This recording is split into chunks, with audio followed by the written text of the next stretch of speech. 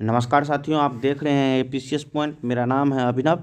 आज हम लोग बीपीएससी के एग्ज़ाम को ध्यान में रखते हुए बीपीएससी 68वीं के जो प्रारंभिक परीक्षा है उसका एग्ज़ाम जो निर्धारित है 12 फरवरी, उसको ध्यान में रखते हुए हम लोग जल्द से जल्द ख़त्म करेंगे गार्टनर चक्र के साइंस पोर्शन को, जिसमें फिजिक्स, केमिस्ट्री, बायोलॉजी तीनों को हम लोग ख़त्म करेंगे। इसमें पहले आज से हम बायोलॉजी से शुरुआत ले रहे हैं। जल्द ही कल से या संभवतः हो तो आज रात से ही फिजिक्स के ही आ जाएंगे। केमिस्ट्री के भी अगले दिन से वीडियो आएंगे, जिसमें हम लोग पहले कुछ थ्योरी का पोर्शन देखेंगे हल्का हल्का। उसके बाद उसके बेस पे जो एमसीक्यू होंगे जो अदर स्टेट पीसीएस में पूछे गए हैं, जैसे Uttarakhand PCS, UP PCS, Jharkhand PCS, Bihar PCS और छत्तीसगढ़ पीसीएस, इन सबको मिला करके जो वहाँ उस पोर्शन से क्वेश्चन पूछे जाते हैं उन सबको देखेंगे एमसीक्यू फॉर्मेट में थ्योरी देखने के बाद। चलिए दोस्तों, शुरू करते हैं। जीव विज्ञान की उपशाखाएं से आज हम लोग शुरू ले रहे हैं। ये जीव विज्ञान का पहला टॉपिक है घटना चक्र में। इसमें जो जो इम्पोर्टेंट होंगे हम लोग उसी को देखेंगे। कह रहा है सामान्यतः विज्ञान शब्द प्रत्येक सुव्यवस्थित एवं क्रमबद्ध के ज्ञान या अनुभव के लिए ही प्रयुक्त होता है, और इसे मुख्यतः दो भागों में बांटा गया, प्राकृतिक विज्ञान और सामाजिक विज्ञान। जिसमें हम लोग जो है प्राकृतिक विज्ञान की जो मुख्य दो शाखाएं हैं उसमें फिजिकल साइंस है और उसके बाद बायोलॉजिकल साइंस है, जो पुनः कई शाखाओं में बटे हैं, कई उपशाखाओं में विभाजित हुआ है। लैमार्क तथा ट्रेविरेनस नामक वैज्ञानिकों ने ही सर्वप्रथम जीव विज्ञान शब्द का प्रयोग किया। ये क्वेश्चन इम्पोर्टेंट हो जाता है कि सर्वप्रथम जीव विज्ञान शब्द का प्रयोग किसने किया है? लैमार्क तथा ट्रेविरेनस ने। इसको आप लोग ध्यान में रखिएगा, लैमार्क तथा ट्रेविरेनस ने। आगे है जीव विज्ञान की शाखाएं, उपशाखाएं में इसका जीव विज्ञान के दो शाखाएं होती हैं, जूलॉजी तथा बॉटनी। जूलॉजी के अंतर्गत हम विभिन्न प्रकार के जंतुओं का विस्तृत अध्ययन करते हैं। बॉटनी के अंतर्गत विभिन्न प्रकार के पादपों तथा उनके क्रियाकलापों का अध्ययन करते हैं। बॉटनी के अंतर्गत पेड़ पौधे जो हैं उसके क्रियाकलाप का अध्ययन करते हैं। चलिए दोस्तों, आगे हम देखते हैं। पैलियोबायोलॉजी जीवाश्मिकी जीव जंतुओं तथा पादपों के जीवाश्मों का अध्ययन इसके अंतर्गत करते हैं हम लोग पैलियोबायोलॉजी के अंतर्गत। पैलियोबॉटनी के अंतर्गत पादप जीवाश्मों का अध्ययन करते हैं। पैलियोबॉटनी के अंतर्गत पादप जीवाश्मों का अध्ययन करते हैं। और फटाफट अब हम लोग एक तरफ से देखते जाते हैं। इकोलॉजी सजीवों पर उनके चारों ओर के पर्यावरण का प्रभाव के अध्ययन को इकोलॉजी कहते हैं। जेनेटिक्स जीवों के आनुवंशिक लक्षणों तथा इनकी वंशागति अध्ययन को जेनेटिक्स कहते हैं। पेडोलॉजी मृदा निर्माण, मृदा के प्रकार इत्यादि के अध्ययन को पेडोलॉजी कहते हैं। जेरेंटोलॉजी मनुष्यों में वृद्धावस्था का काल प्रभावन के सामाजिक, संज्ञानात्मक तथा मनोवैज्ञानिक तथा जैविक पहलुओं को अध्ययन करने के लिए जेरेंटोलॉजी के अंतर्गत आता है। जेरेंटोलॉजी के अंतर्गत होता है। इथोलॉजी मानव रहित सभी जंतुओं के व्यवहार का अध्ययन इथोलॉजी में होता है। आगे देखते हैं, जो जो इम्पोर्टेंट्स होगा उसी को देखेंगे हम लोग। आता है बायोमेट्री। बायोमेट्री गणित एवं सांख्यिकी की तकनीकों द्वारा जीव विज्ञान का अध्ययन किया जाता है। फ्रेनोलॉजी मस्तिष्क के विभिन्न भागों की क्रियाशीलता तथा विक्षिप्तता के अध्ययन के लिए फ्रेनोलॉजी के अंतर्गत इसका अध्ययन करते हैं। एग्रोस्ट्रोलॉजी घास से संबंधित अध्ययन है। घास से संबंधित अध्ययन जो है, घासों का अध्ययन जिसमें होता है, एग्रोस्ट्रोलॉजी में होता है। ऑन्कोलॉजी कैंसर व संबंधित ट्यूमर का अध्ययन होता है। ये क्वेश्चन बहुत बार पूछा गया ऑन्कोलॉजी से, इसलिए ऑन्कोलॉजी कैंसर के अध्ययन को कहते हैं, इसको ध्यान में रखिएगा। ऑस्टियोलॉजी अस्थियों का अध्ययन होता है। इसमें ऑस्टियोलॉजी में अस्थियों का अध्ययन। न्यूरोलॉजी में तंत्रिका तंत्र से संबंधित अध्ययन होता है। न्यूरोलॉजी में तंत्रिका तंत्र से संबंधित अध्ययन होता है। पैथोलॉजी रोगों की प्रकृति तथा लक्षण व कारकों को जानने के लिए पैथोलैब जो होता है, पैथोलॉजी रोगों को जानने के लिए इसका अध्ययन किया जाता है। एंटोमोलॉजी कीटों का अध्ययन एंटोमोलॉजी के अंतर्गत आता है। इक्थियोलॉजी मत्स्य की संरचना, कार्यकी इत्यादि का अध्ययन के लिए इक्थियोलॉजी का प्रयोग के अंतर्गत होता है। सर्पेटोलॉजी के अंतर्गत सर्पों का अध्ययन होता है। सर्पेटोलॉजी के अंतर्गत ऑर्निथोलॉजी पक्षियों का अध्ययन ऑर्निथोलॉजी के अंतर्गत होता है। डर्मेटोलॉजी त्वचा तथा इसके रंगों का अध्ययन डर्मेटोलॉजी में होता है। ट्रोफोलॉजी पोषण एवं पोषण विधियों का अध्ययन होता है। टेटोलॉजी उपार्जित लक्षणों का जो अध्ययन होता है टेटोलॉजी में होता है। चलिए दोस्तों, कुछ प्रमुख शब्दावली है और उससे संबंधित जो उत्पाद है, जो हर बार किसी न किसी एग्जाम में किसी न किसी रूप से इस टॉपिक से एक न एक प्रश्न बना ही देते हैं, उसको हम लोग देखते हैं। एपीकल्चर व्यापारिक स्तर पर शहद पालन जो होता है, मधुमक्खी पालन जो होता है एपीकल्चर के अंतर्गत होता है। एविकल्चर पक्षियों का पक्षी पालन जो है एविकल्चर के अंतर्गत आता है। जैसे कोई पक्षी पाल करके जो उसको उससे उत्पाद करके जो रुपया कमाता है। पिसीकल्चर मछली पालन बृहद पैमाने पर जो मछली का उत्पादन करता है वो पिसीकल्चर के अंतर्गत आता है। एग्रीकल्चर फसल संवर्धन पशुपालन से संबंधित विज्ञान जो होता है, मतलब एग्रीकल्चर खेती से संबंधित जो विज्ञान होता है एग्रीकल्चर के अंतर्गत आता है। सेरीकल्चर कच्चे रेशम के उत्पादन हेतु रेशम कीट पालन किसके अंतर्गत आता है? सेरीकल्चर के अंतर्गत। फ्लोरिकल्चर फूल की खेती या पुष्प कृषि। फ्लोरिकल्चर पुष्पों का अध्ययन, जो फूल की खेती का जो अध्ययन होता है। और हॉर्टिकल्चर जो है फूलों फलों सब्जियों व मसालों की खेती हॉर्टिकल्चर के अंतर्गत आता है। पोमोलॉजी फलों की कृषि जो है पोमोलॉजी के अंतर्गत आता है। वर्मीकल्चर कृषि उत्पादन हेतु केचुआ पालन जो होता है, जो जिसको आप लोग गाँव में देखते होंगे, बरसात के दिनों में निकलता है केचुआ, वर्मीकल्चर के अंतर्गत आता है। ऑस्ट्रीकल्चर व्यापार हेतु सीपों में कृत्रिम प्रजनन में ऑस्ट्रीकल्चर आता है। विटीकल्चर अंगूर उत्पादन, बार बार पूछा जाता है विटीकल्चर का संबंध किससे है, तो अंगूर उत्पादन से उसका संबंध है। मोरिकल्चर शहतूत की खेती के लिए। एरोकल्चर मृदा विहीन पादप संवर्धन के लिए होता है। इसमें नीचे फिगर में दिखाया गया है कैसे मृदा विहीन जो होता है, कोई एक लेता है बर्तन, उसमें पानी डाला जाता है और पेड़ पौधे उगने के लिए जितना पोषक द्रव होता है, पोषक तत्व, वो उस द्रव में मिलाया जाता है पानी में, उसमें पेड़ पौधे को रखा दिया जाता है और वायु से नीचे से पंप दिया जाता है इसके माध्यम से, और उसको खनिज लवण मिलते रहता है और फोटोसिंथेसिस के द्वारा ये अपना भोजन बनाते रहता है। तो इसी को एरोकल्चर के अंतर्गत इसको रखा जाता है, जो मृदा विहीन पादप होते हैं। ये था दोस्तों थ्योरी का पोर्शन, जो हम लोग कुछ देख लिए। अब हम लोग प्रश्न कोश देखेंगे और जो किसी न किसी एग्जाम में पूछे ही गए होंगे।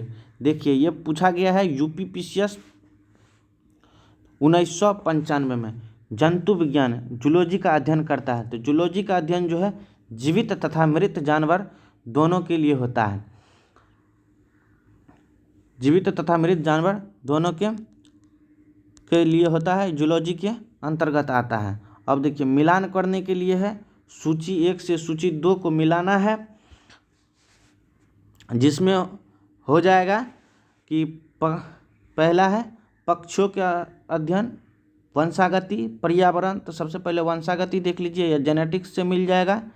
जीवाश्म जो है पोलियो बायोलॉजी से मिल जाएगा और पर्यावरण इकोलॉजी से मिल जाएगा और पक्षियों का अध्ययन जो है ऑर्निथोलॉजी से मिल जाएगा। तो इस प्रकार से आप देख लें, पहले 1 का हो गया 3 और मिला लीजिएगा आप लोग, नीचे कूट दिया हुआ है। संभवतः इसका आंसर बी नंबर हो जाएगा, बी नंबर इसका आंसर हो जाएगा। चलिए अब हम लोग नेक्स्ट क्वेश्चन देखते हैं।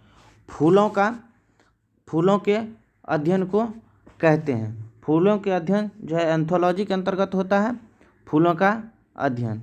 उसके बाद हम लोग देखते हैं नेक्स्ट क्वेश्चन, कीटों के वैज्ञानिक अध्ययन को क्या कहते हैं। ये भी देखिए सारे क्वेश्चन पूछे गए हैं। उत्तराखंड में ये पूछा गया क्वेश्चन है, 2003 का है। कीटों के वैज्ञानिक अध्ययन को क्या कहते हैं? एंटोमोलॉजी। कीटों के वैज्ञानिक अध्ययन को एंटोमोलॉजी कहते हैं। देखिए दोस्तों, अगर सारे ऑप्शंस का आंसर बताएंगे यहाँ पे तो फिर वीडियो बहुत बड़ी हो जाएगी, फिर वे जल्दी आप लोग नहीं देखिएगा। इसलिए फटाफट हम लोग एक सेट के रूप में इसको लगाते चल रहे हैं। आप लोग देखते जाइए, बार बार 2 बार 4 बार इसको सुनिएगा, सारे के सारे चीज़ ध्यान में आ जाएंगे। फिर है निम्नलिखित में से कौन सा विषय जनसंख्या एवं मानव समुदाय के महत्वपूर्ण आंकड़ों के अध्ययन से कार्य के कौन सा विषय जो है जनसंख्या एवं मानव समुदाय के महत्वपूर्ण आंकड़ों से संबंधित है। इसमें जननांकी जो होता है ये संबंधित है। इसके अंतर्गत जो है जनसंख्या एवं मानव समुदाय के समस्त निर्धारक तत्वों के तथा उसके परिणाम का अध्ययन किया जाता है जननांकी के अंतर्गत। हम लोग देख लेते हैं नेक्स्ट क्वेश्चन क्या है 6 नंबर में। कह रहा है कि विभिन्न संस्कृतियों के वैज्ञानिक विवरण हेतु तुलनात्मक अध्ययन को क्या कहते हैं। विभिन्न संस्कृतियों के वैज्ञानिक विवरण के तुलनात्मक अध्ययन को क्या कहते हैं? इथनोलॉजी कहते हैं इसको। ये भी क्वेश्चन पूछा गया है आरएएस में, राजस्थान पीसीएस में जो होता है 1994 में ये क्वेश्चन पूछा गया है। जैविक जगत में होने वाले कार्य, गुण व पद्धति के अध्ययन के इस ज्ञान को मशीनी जगत में उपयोग करने को क्या कहते हैं? उपयोग करने को क्या कहते हैं? इसका आंसर हो जाएगा बायोनिक्स कहते हैं। नेक्स्ट क्वेश्चन है पैलियो वनस्पति के अंतर्गत अध्ययन करते हैं। पैलियो वनस्पति के अंतर्गत अध्ययन करते हैं। इसमें हो जाएगा इनमें से इसका कोई नहीं। इसमें जो है पादप जीवाश्मों का अध्ययन करते हैं। पादप जीवाश्म तो है ही नहीं इसमें, तो जंतु जीवाश्म ये तो होगा नहीं। पादप जीवाश्म इसका आंसर होगा। घटना चक्र से दोस्तों सर्वाधिक क्वेश्चन पूछा जाता है, हर बार पूछा जाता है। आप लोग घटना चक्र को जरूर पढ़िए और एक बार सेट आकर के जरूर लगाएं। रेशम कीट का पालन, रेशम कीट के पालन को कहते हैं सेरीकल्चर। आप लोगों ने अभी देखा भी, हम लोग बताया कि रेशम कीट के पालन को सेरीकल्चर कहते हैं। एपीकल्चर मधुमक्खी पालन हो गया। हॉर्टिकल्चर जो पुष्प एवं फल का अध्ययन हो गया। सेरीकल्चर और कच्चे रेशम के उत्पादन हेतु सेरीकल्चर। फ्लोरिकल्चर सजावट के काम के लिए जो फूल वूल होता है उसके लिए हो गया।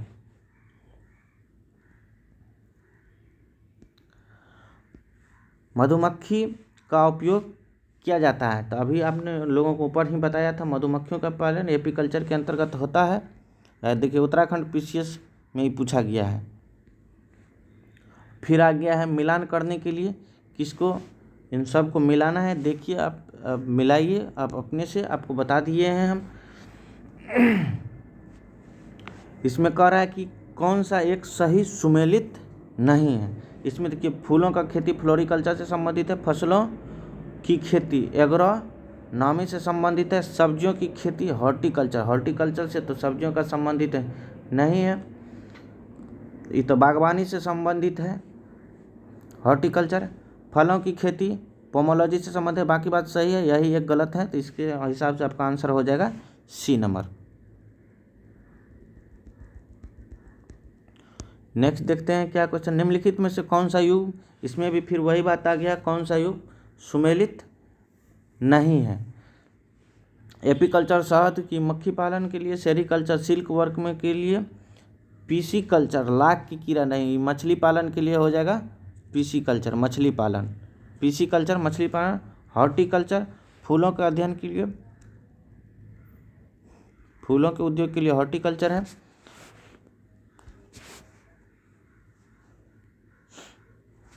निम्नलिखित में से कौन सी जोड़ी सुमेलित है। लेक्सिकोग्राफी शब्दकोश का संकलन, सिर्फ ये ही सुमेलित है, ये ही सुमेलित है। जैसे फिलोलॉजी है, ये डाक टिकटों के संग्रह से नहीं है। इसका भाषा के संरचना एवं विकास के इतिहास के अध्ययन से है। एंटोमोलॉजी मानव शरीर के अध्ययन से नहीं है बल्कि कीटों के अध्ययन से है, कीटों के अध्ययन से एंटोमोलॉजी।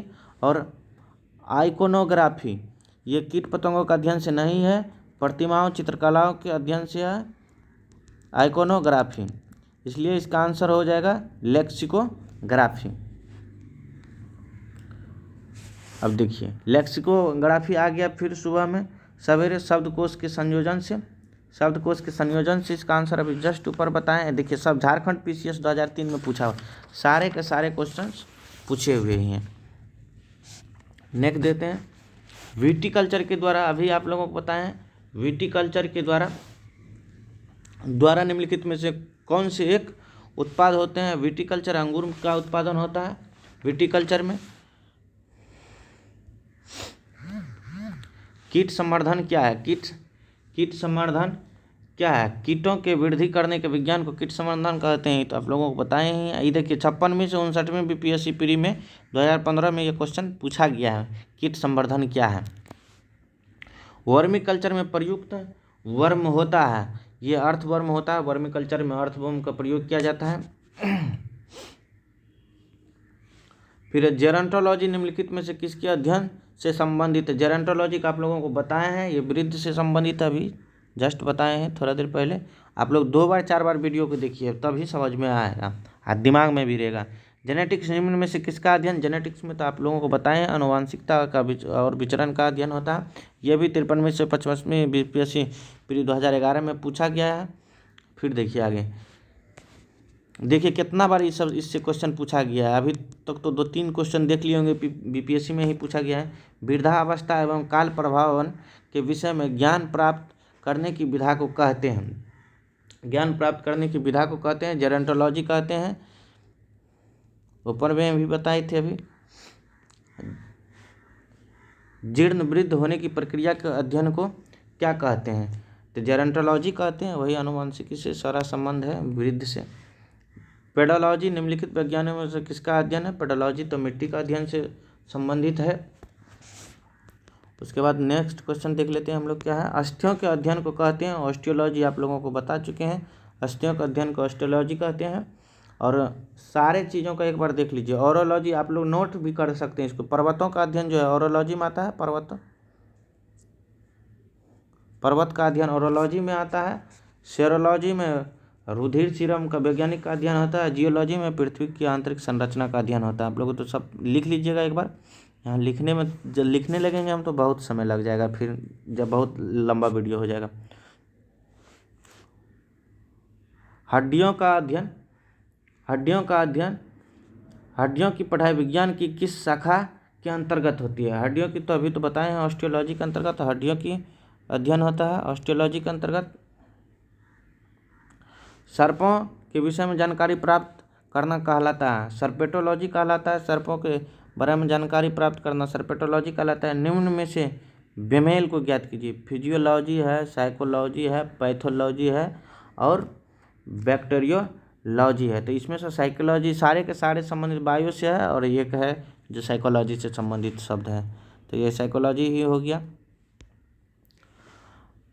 हाइड्रोपोनिक्स क्या है? हाइड्रोपोनिक्स क्या है? ये तो मृदा विहीन पादप संवर्धन है, अभी आप लोग को बताए थे, जो बिना मृदा के जो होता है जल में। देखिए हाइड्रो जहाँ भी लगे तो समझ जाइए जल की बात हो रहा है, हाइड्रो जहाँ भी आए तो समझ जाइए जल की बात हो रहा है। तो इतना ही क्वेश्चन था दोस्तों। आप लोग देखिए अब कल से हम लोग फिजिक्स केमिस्ट्री सारे के सारे टॉपिक को शुरुआत कर देंगे और 12 जनवरी आते आते हम लोग उन सारे पोर्शंस को क्लियर कर लेंगे जहां से आपको 80% क्वेश्चन देखने के लिए मिल जाएंगे। इसलिए दोस्तों आप लोग मन लगा के पढ़ते रहिए और बार बार 1 से 2 बार आप वीडियो देखिए। इसलिए हम पहले कुछ थ्योरी करा देते हैं और उसके बाद हम लोग सेट करवाते हैं, तो थोड़ा सा गैप देते हैं इसलिए आंसर बताने में कि ताकि आपको भी मौका मिल सके, आप अपने से टिक कर सकें आंसर को और फिर मैं जो जवाब देता हूं उसको आप सुन सकें। और सुनिए, इसको ध्यान में रखिए, बार बार रिवाइजन करते रहिए। जितना पढ़ते तो बहुत कुछ है, लेकिन क्या पढ़ते हैं, बहुत आदमी है 10 घंटा 12 घंटा पढ़ लेते हैं तो भी उसका रिजल्ट नहीं होता है। बहुत कोई होता है कि 5 घंटा 6 घंटा 3 घंटा 4 घंटा पढ़ के भी उसका रिजल्ट। कितना पढ़ते हैं ये इससे किसी को बहस नहीं है, लेकिन क्या आप पढ़ते हैं इससे बहुत ज़्यादा मतलब रह जाता है। कि कुछ आदमी जो होता है सिलेक्टेड टॉपिक पढ़ करके मेन चीज़ पढ़ने के लिए, तो आप लोग को यहाँ ज्ञानी नहीं ना बनना, आप लोग को सिलेक्शन लेना है। तो सिलेक्शन लेना है तो सबसे पहली बात है कि आप उस चीज़ को खोजिए जहाँ से बार बार क्वेश्चन, जहाँ से बीपीएससी बार बार पूछी जाती है क्वेश्चन। और अब की बार तो हम कल से लेकर के आएंगे, इसमें जो कथन कारक वाला क्वेश्चन होता है, बड़े बड़े क्वेश्चन उनको भी लेके आएंगे जो यूपीएससी में पूछे जाते हैं जहाँ से क्वेश्चंस। और जल्द ही हम लोग इसको ख़त्म करेंगे, बायो को ख़त्म करेंगे। इसमें से इम्पोर्टेंट टॉपिक्स निकाल करके अगर संभव हो, समय बचा तो कुछ थ्योरी भी हम लोग करेंगे, लेकिन ज़्यादा से ज़्यादा अभी प्रैक्टिस करना है। ठीक है दोस्तों, मिलते हैं नेक्स्ट वीडियो में। तब तक आप लोग स्वस्थ रहिए, मस्त रहिए, पढ़ते रहिए। जय हिंद।